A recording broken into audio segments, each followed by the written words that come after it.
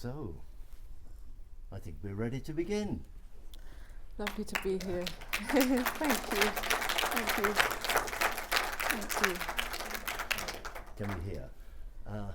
So Martha, after 26 years, what's it like to be viewing the film on the big screen? I have to say it is rather extraordinary, and it is oddly emotional because so much time has passed and you bed all those memories away, and there are a great many memories in the making of that film, not only obviously what the film is but the process. So, and they get bedded and they become more diminutive, and then this whole thing is brought up again out of the blue thanks to you, Luba, and SIFFA, and the process of remastering it. And it is short, in one word I'd say, is actually quite It's emotional. a magnificent film. I watched it on small screen before coming here, and it's transformed it. Tell us a little bit about the remastering, because there are a few trials and tribulations with that, or did you have fun? Obviously this was made in the late 90s, and it was the asset we had was a PAL, a very basic asset, .mov asset. God, should we start off with technical stuff? It's so boring, sorry. No. And SIFFA very kindly invited it, and it turned out that the asset we had wasn't nearly enough quality, of a good enough quality to be screened in contemporary screening rooms, obviously including this contemporary cinemas, which need DCPs of high definition or ultra high definition, and it just wasn't going to cut the mustard. And that just was a process that we had to go through. But actually, it was in another aspect of what I do, work with digital generative art. I work with some wonderful producers, one of whom is here, who recommended somebody who'd done some AI remastering work for us on another project, and he came to the rescue using AI to bring it up to a level that it was far from that. He's to be congratulated, because it's a magnificent job, a fantastic job that's been done. I think we're going to get lots of those applause as we go through for various things. Can we go back? The book was finished in 1833, 34, or about that time. Written, of course, in Russian and in verse. How did you manage with the translation and the interpretation? Because I think you don't have a great deal of Russian language under your... Certainly don't. No. You don't? Yeah. No. Certainly so don't. Tell us a little bit about how you picked up on... Well, I must commend Rafe. It was Rafe, my brother, who came to me one day. We were both in our early 20s, we're pretty close in age, and he'd been to RADA and I'd been to film school, and we were working already, and this is before his star just hit this huge trajectory, and he just rather sort of innocently said, I've read this amazing Penguin classic, it's a novel in verse, and you should read it, I think it would make a really good movie. And we were just so innocent and sort of like, I said, okay, I'll read it. It's about a 2-hour read in a Penguin translation, as I said, and I could see immediately this beautiful kind of elegant, symmetrical story, but so finely observed, and I was immediately struck. And I like he looks after both characters. It's not just one person's version of being in love, it's beautifully mirrored. But I must say to Russians in the audience, I have been told so many times that if you haven't read the Pushkin in Russian, you haven't read it. You cannot claim to have read it. You know nothing. You know nothing. So I have to say humbly, I haven't read it, because it is so apparently so brilliant. It is so exquisite how he mastered, how he the text, the verse. Yeah. To say nothing of the story, the ideas. Yeah. I mean, it's apparently flabbergasting. He's almost a god in the general sense of the word, a Shakespeare. As we would call it. So of course it's magnificent, but I think all of us would agree, would we not? The interpretation that you've put on it is absolutely magnificent. So once again, really brilliantly done. But you mentioned your brother. I think this is what I would call a family affair, because it's not just one brother, but two brothers are involved in the production and tell us about the family involvement. Well, I mean, of course, as I've said, it was very much Rafe. He came and with the idea and obviously played this phenomenal lead role so beautifully. I'd worked with my brother Magnus on music, and I directed commercials and worked with Magnus, who I knew was incredibly talented. But I always want to say there are so many really talented people who work putting it together, and so when I always slightly sort of rile when I hear a family affair, because it's not. It was Rafe and I, and then one of the many heads of department was Magnus, who as I said, I worked with, and I knew. I sort of have a bit of a shorthand with Magnus. I can convey an idea that he will get without me having to even really put it in that many words. It's probably a sibling thing. He gets it very quickly, what I'm sort of going Well, we on. were commenting earlier about just how the music brought everything together and made it flow, particularly through some of the scenes. Obviously the ballroom scene, but also the skating and various parts of it. It really brought the drama to life. I realise, in sort of watching it again, I agree. I see that music is a language, an intrinsic part of the language of filmmaking. I mean, when people hand scripts around, they tend to look at dialogue predominantly and sort of an action, but you can't write the music on a screenplay. But for me, it is absolutely musical, and music is a language. It's a constant language being used, and that's sort of sometimes nothing to do with how people are conversing. And I can see that's very much present. It was brilliant. So, what was it like though, having your family around? We know what families are like. The squabbles, the disagreements. Were you always in charge? Do you know, it's funny, when we made the film and it came out, the one question that was asked first again and again and again and again and again was that question. It was like, what's like? I apologise. It's always funny to me, because it is the work. You know, you're in the business, and it is a director is not sort of in charge in a way. You're part of course you're steering it critically, but it's not about power and control at all. It's about complete respect for the different parts that every human being plays in it. And so we would always honour the work and the system around the work before our egos or anything like that. I yes. think, really, Yeah. Well, you were saying when we spoke before about the team, the wide team. Obviously, we see the credits coming up, and it's a vast team in a production. But you started this at a relatively young age. I mean, it was 25 years ago. You were young, you still are. But tell us a little bit about the pressures that you might have had at those times, because I think you'd been producing some small-scale films and productions, and then suddenly into something like this. So tell us a little bit about that. Well, I went to film school because I think I always knew I wanted to be a filmmaker, and of course I suppose the ultimate end of that line is feature film directing. So, but on the way to that, you do anything you can get your hands on, or you make little shorts, or I directed a lot of music videos, because in the era, in the early mid 90s, that was what a lot of directors did. I also directed a lot of commercials, but I was always aiming for the feature, getting there and getting that opportunity, because in those two other modes you're really promoting something else, whether it's a band or a product, but really the feature is the cherry on the cake of directing, yes, for sure.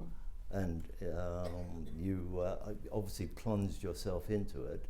I'm trying to think, in those times, you did say you had a condition at the time that you were producing it. Maybe tell us a bit more about that, because how on earth? I did have a condition, and the condition is here this evening, actually.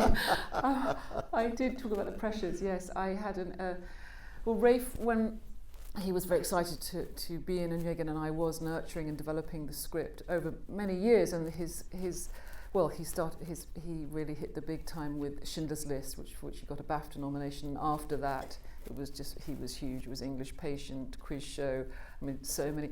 And we would meekly, myself and the producers, be saying, Rachel, are you going to attach to? And Jürgen, we really waited a long time, and he would keep it seemed, my memory is that he kept delaying it for perfectly good reasons, until at one point the producer said, look, we just can't hold on for too long. And even I was getting a bit, I don't know when this is going to happen.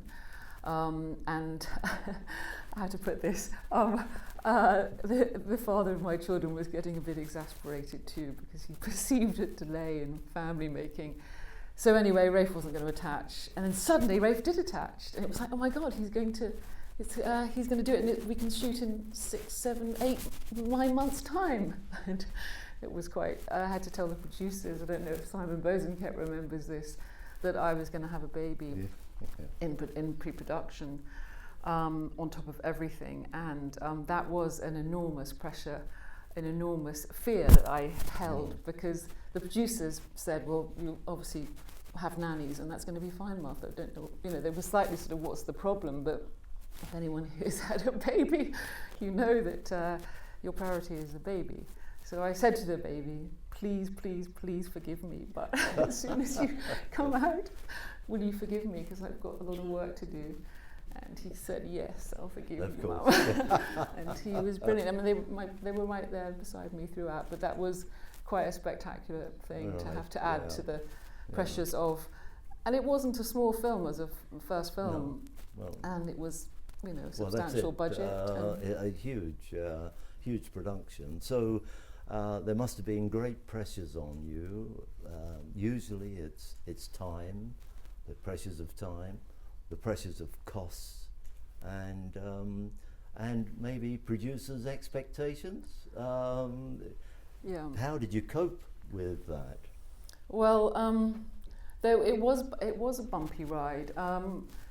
In the edit, of course, everyone knows that you shoot and you're shooting according to the screenplay, but the edit is where the film is made. That's where all those choices and the music, and that is alchemy, and it's incredibly hard work. I mean, I'm the kind of director I never leave the edit. I mean, I have a wonderful editor, of course, always, but every single cut for me, I mean, I look at cuts there and I'll think 2 frames earlier, 1 frame later, even now, because it's just so sort of.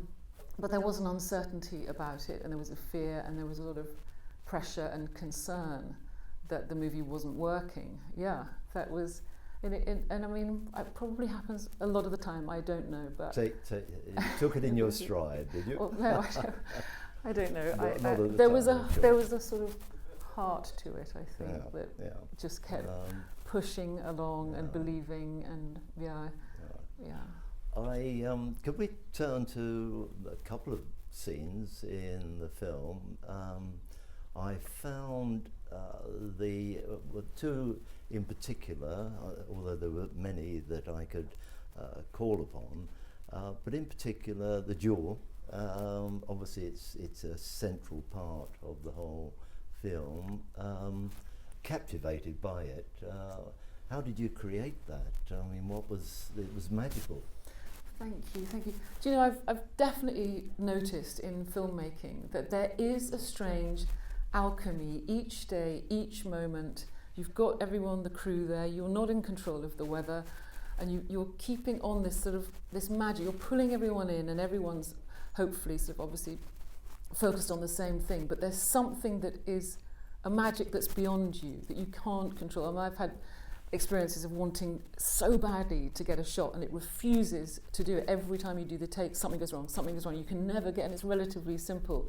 But I've really noticed if you slightly sort of let go or keep very, very intuitive, I'm sounding quite weirdly mystical here, but some other force sort of comes in, and we were actually shooting another scene, and the weather just changed completely, and it was like, we have to shoot the duel on, because I don't know, on that jetty, there were, obviously you probably remember the scene where Lenski and Onegin are having a sort of picnic, and Liv Tyler's watching from the boat. That was obviously shot in the same location, exactly. So suddenly the weather changed, and this was not scheduled. And I said to the first AD, we've just got to go with this weather. And so suddenly this water started to swirl, and it was like, I mean, there is something that that happens, and the actors were so fantastic. I mean, I loved watching what all of them were doing, and so incredibly grateful for that. And yeah, something I'm trying to say, something when you obviously one meticulously nurtures the screenplay. Yes. You know, you can nurture a scene for years and years and years, fiddling, and then actually when you shoot it, it's over in an It's hour and a gone, half, yes. 2 hours. That's it. And Yes. what happened? And then you put it aside. Yeah. But I must ask, did he shoot to kill, or was it a shot by accident? No, I mean the rule. So what I learned about duels is that there was at different points in history, in different territories in the world, all the rules slightly varied, and there was actually a dueling specialist on set right beside us saying not that he would have tampered him down like that, not like that. Really meticulous. It was meticulously accurate for them and the time, but that the rule there was absolutely shoot to kill. I mean, and as Alan Armstrong, who was commanding the duel, said, if either of the opponents don't fire, that you will continue. It was implicit that they would shoot so to kill. So it was I mean, it's intentional. Absolutely. I mean, Rafe talks about honour and this principle of defending honour, Yes. and of course it's completely absurd, and that's a whole other subject matter, isn't it? Kill. So the other scene was the skating scene. That was mesmerising watching them, and particularly I was keeping my eye open for the snow, and there were certain parts of it you revealed where there just wasn't enough snow to go around and to scene. Was that one of them? I don't know. Well, Simon, you'll remember this. We shot that scene at Leavesden, which is the big studio that Harry Potter has used. Anyway, it's a huge. We faked the St. Petersburg embankment. Background. Yeah, and it was a forced perspective, so it was actually tiny. We used small people in the background. I mean, it was a really hot day. We used a company called Snow Business who makes sort of biodegradable snow, tiny bits of blotting paper. Everyone's sort of absolutely sweltering, but that was a skating rink that we put up. Right. And yet the opening scene with the sleigh, that was on a real frozen lake, minus 30 degrees, just outside Petersburg. The coachman that's what he did. He ran sleighs, and that was all completely what they call in camera, for real, and it was amazing doing that scene. Yeah. Filmmaking. The other part that I was taken by was the costume, the brilliant costume and wardrobe, both male and female. It's good to see the dandies, dressing up. Were up, yes. weren't they? Exactly. So, what lengths did you have to go to recreate authenticity? Well, I mean, in this country, I've found there are fantastic people who work in production, in film production. The props people, some of those props, I remember the props, that they love their job. They're brilliant at it, sourcing every little ornament for Onyegon's environment, for example.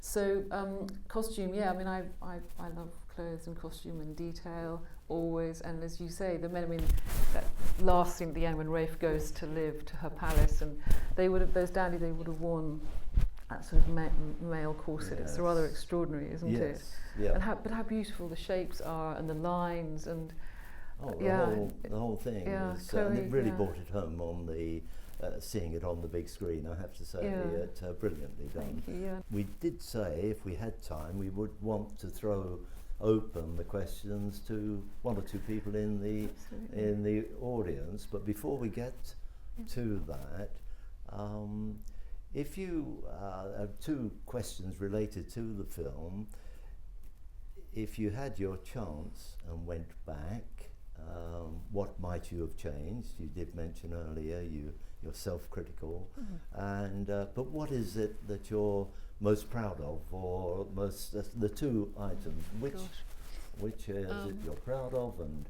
what would you perhaps change? I'll start with what I'm proud of. I could see, I mean, watching it tonight, I saw it again. I saw it fresh, which is a wonderful opportunity after so long. And I saw this compulsion of the interior world, of immensity of feelings and being in love, and how that space is almost like a mental illness. and then there's the world, the monde, the behaviour. This is how we do things. This is how you must project yourself. This is the outside. These are the protocols. These are the rules, and how those rules and protocols can be so destructive. And I could see that playing through the music, through the scenes, and I was really using filmmaking to describe the interior place, including a lot of music and even awkward moments or dialogues of awkward, uncomfortable silences, and sort of enjoying that. So I was kind of liked that, and I was like, yeah, I really like that. But then they were critical about edits. Sometimes I have little sort of personal things, like there's a scene at the very beginning when he opens the invitation to the parties in St. Petersburg, and he's got those sort of things to make his hair curl. It's the very beginning, and then there's suddenly very jumpy shots of some people in a sort of salon party environment, and I sort of thought, what's that doing there? It doesn't really work. Just a little refinement here or there, maybe. Definitely, always, yes, of course, always, yeah. But talking about the love scenes and the emotional parts, how refreshing to see a film with love scenes and not naked bodies flying around all over the place. You captured that well. You really did. I wanted to go on and talk about some of your current works, but I wonder, before we did that, whether now might be time to ask if there are any questions from the audience.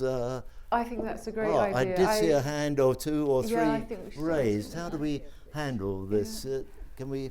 And everyone's come out on what would be in Russia a balmy winter's night, wouldn't it? A mere 2 degrees. It's hot. If I may, I'd like to ask you about the colossal figure of poet Alexander Pushkin, whose novel inspired you to shoot this movie. For right now, he is considered to be quite controversial person in some European countries, especially in Eastern Europe, with some people calling for his books to be cancelled and monuments of him to be demolished. What would you say to those people advocating such things? Gosh, I didn't even know that. Can I ask why, on what grounds do they want his books to be? Basically for political reasons and his association, with Russian Empire and all this stuff.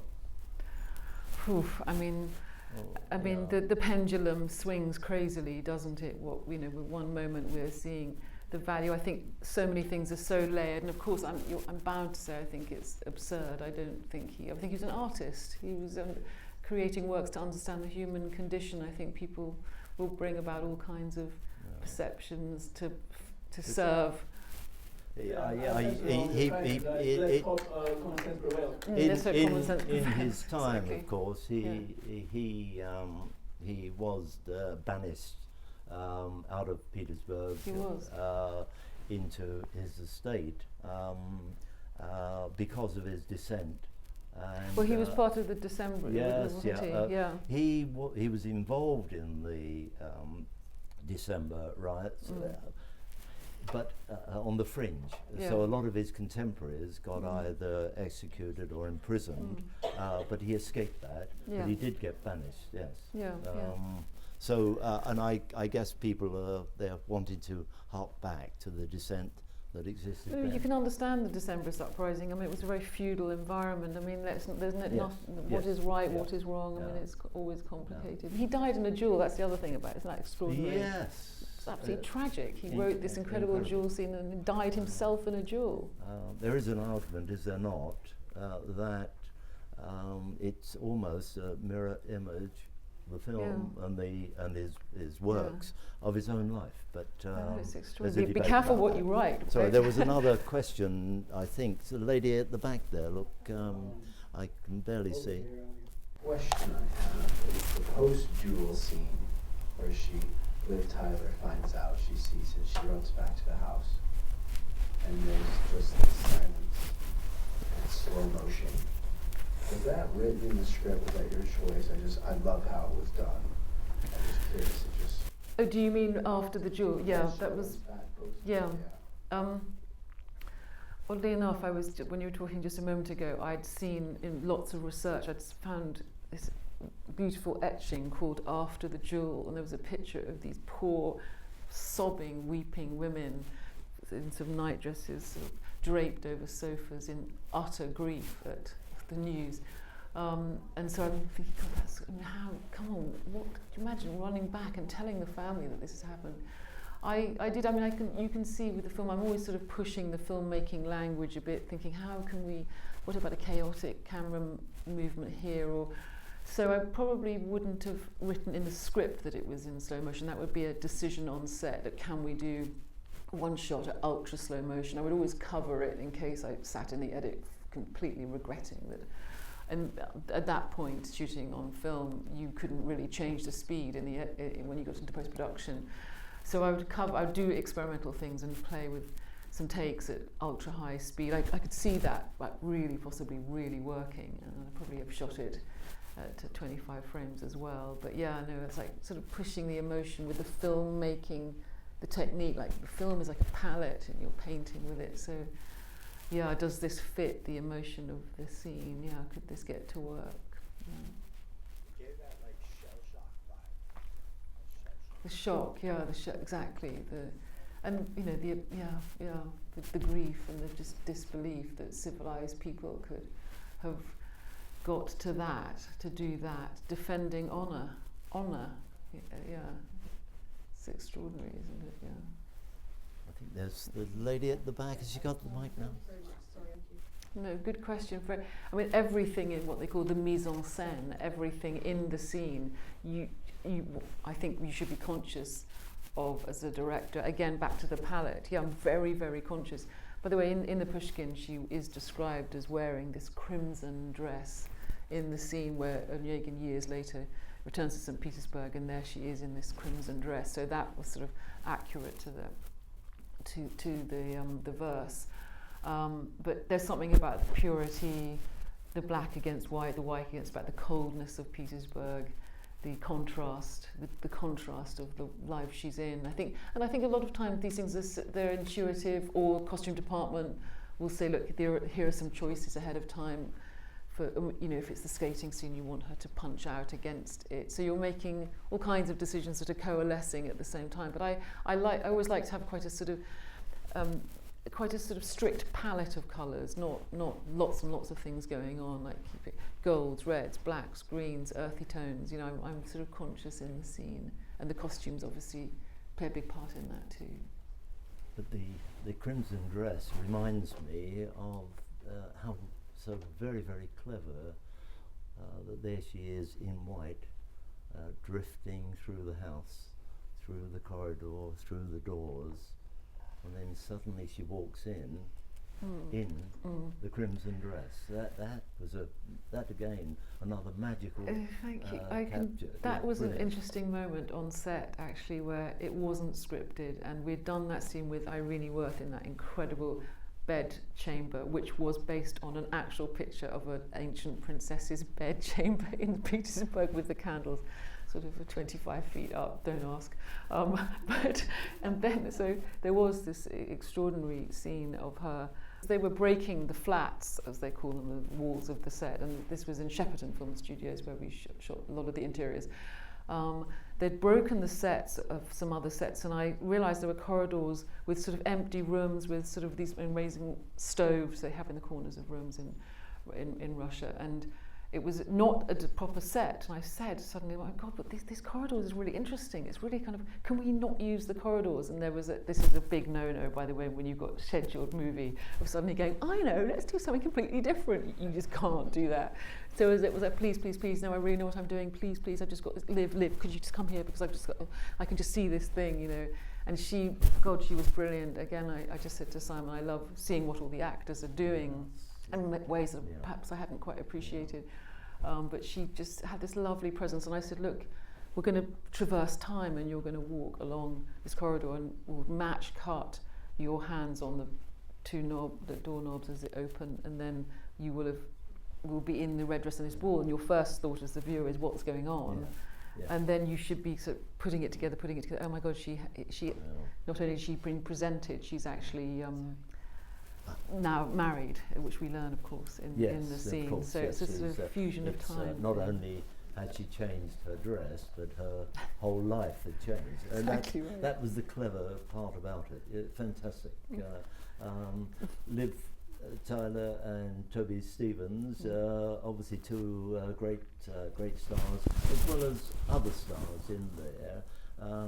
It must have been great working with them because they've come on such a lot since then. They were well known then, but that must have been a terrific experience. Yeah, absolutely. I absolutely agree. Wonderful working with them, casting them, and just brilliant. And actors that are wonderful to work with. They really are. Yeah. And I mean, Simon McBurney, it's Monsieur Triquet, absolutely brilliant. Yes. Yeah, they come on set. I mean, in a way, they're like the most brilliant session musicians who come on. They don't even need to just put a bit of sheet music in, and they're just off. Yeah. And actors are like that. They're just hungry and generous, and will give you lots of different takes and variations, and be very present to it. Anyway, sorry. You made not only actors perform, but the nature. It was amazing, the duel when they have their pistols. That scene, I mean, it was incredible. There is something was going on, something mystical. So tell me, Marta, was Pushkin troubling you or helping you? Do you know, the reason Luba asked this question was we were talking earlier on in the week, and I said, look, this is going to sound so strange, but I really did feel him around. I'm sorry to say this, but there were a few moments when some quite odd things happened, and I felt the force of something coming in that was otherworldly, and a presence that, I can't say it any different to that. Yeah, I thought he really was. Rafe and I visited his by the way, the scene at the very end when the manservant comes out and says, come in from the cold, that was Pushkin's actual apartment. So that was again a thing, let's shoot on the balcony of his actual apartment. It actually was his. And we also travelled to his estate. It took like a day in an old van. I mean, just freezing cold, just miles and miles and miles and miles. But we did try to, connect with him beforehand, and I really feel he was there. I mean, because yes, he's genius. We know that, and he comes to our dreams. Theme Pushkin is. You say it like Shakespeare, but Pushkin is Shakespeare. Yes. Like Pushkin. To you. So it's for us. Huge. I just want to say, Marta, that when we're doing something about such people, there is something mystical about it. You wouldn't be allowed to make this film if you didn't have the same soul. So you're very spiritual. You just made every element, every nature, every detail work. So many symbolisms. And you remember I connected with you with Natalia Bondarchuk from a very famous Russian filmmaker's dynasty. Her father, Sergei Bondarchuk, had this. What did she say? She said, Marta, when I was watching this film, I was crying from the beginning to the end. I don't know why I was crying, because you shouldn't cry, you really should rejoin. But I was crying. I think Marta is genius. I want to meet with her, she said. So can we give another? Thank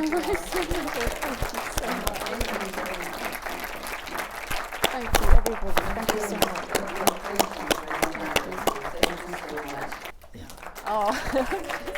Oh my God, thank you, Anastasia, that's beautiful. Thank you so much. Thank you everybody. Thank you so much. Thank you. Thank you. I want to say one more thing. I just love it. It's so un-English. This is so. Thank you for your Russian soul, Lupa. Thank you so much. You show us up. Thank you.